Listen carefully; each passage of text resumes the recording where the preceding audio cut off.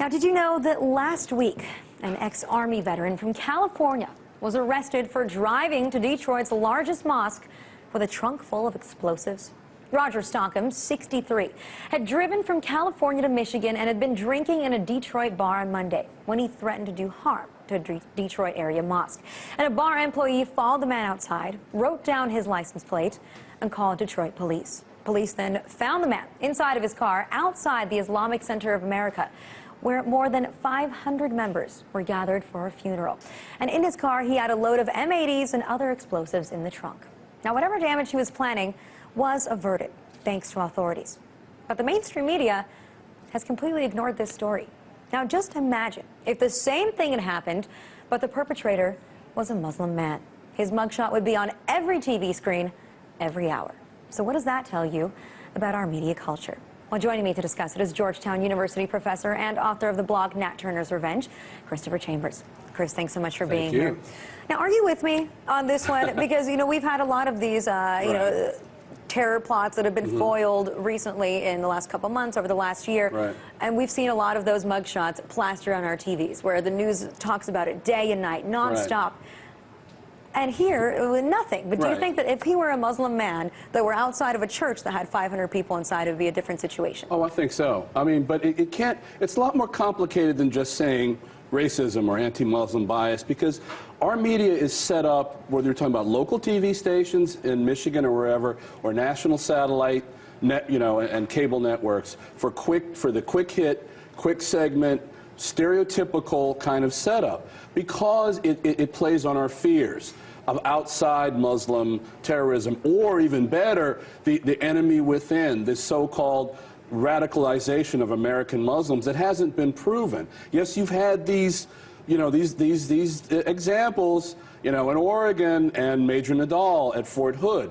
But by and large, when they've done polling, and even the FBI is, you know, when they do their little background of American Muslims, people are content, people are patriotic, people are just trying to survive. But that doesn't fit into the production mode of our American media that plays on fear.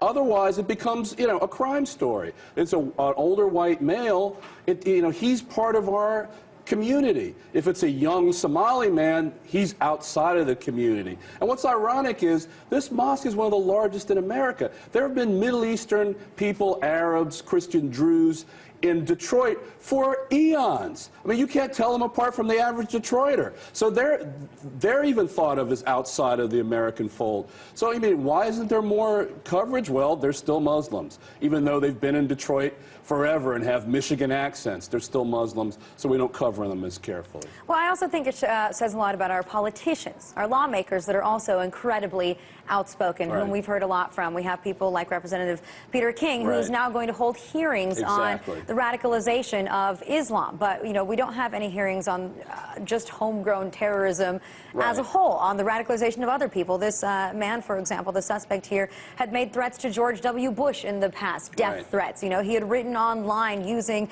a fake Muslim name. I thought they were, you know, monitoring all people when it came to that.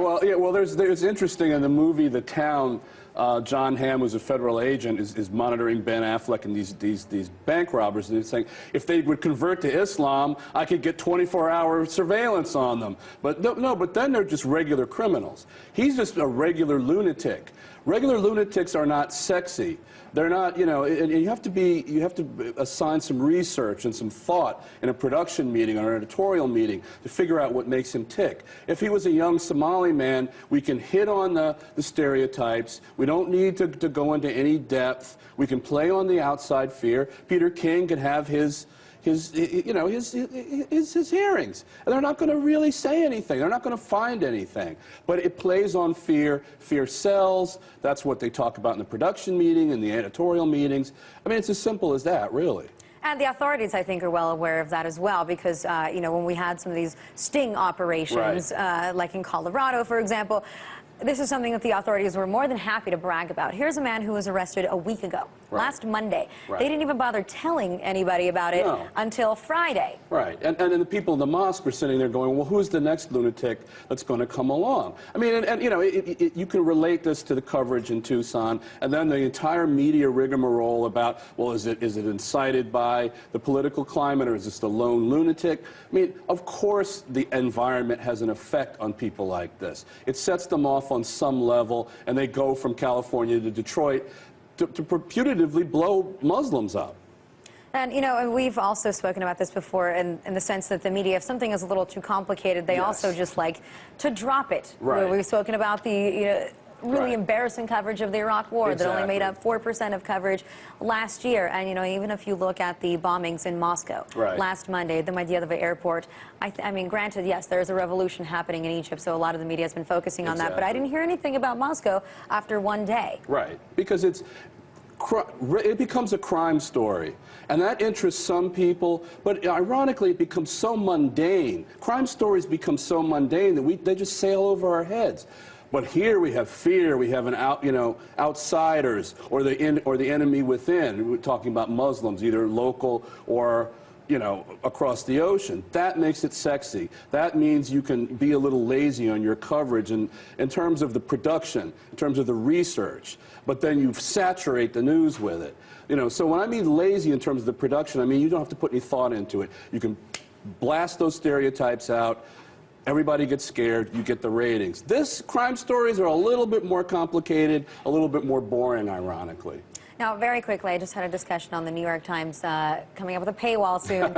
Yes or no? Do you think that it's actually going to work for them? I think it's going to work. People want the content. It's going to work. I mean, the average person, with net neutrality, the net is being cut up for rich and poor people anyway. Rich people are going to pay for it. The poor people are going to be cut out. Well, we will see what happens. Chris, thanks so much for joining us.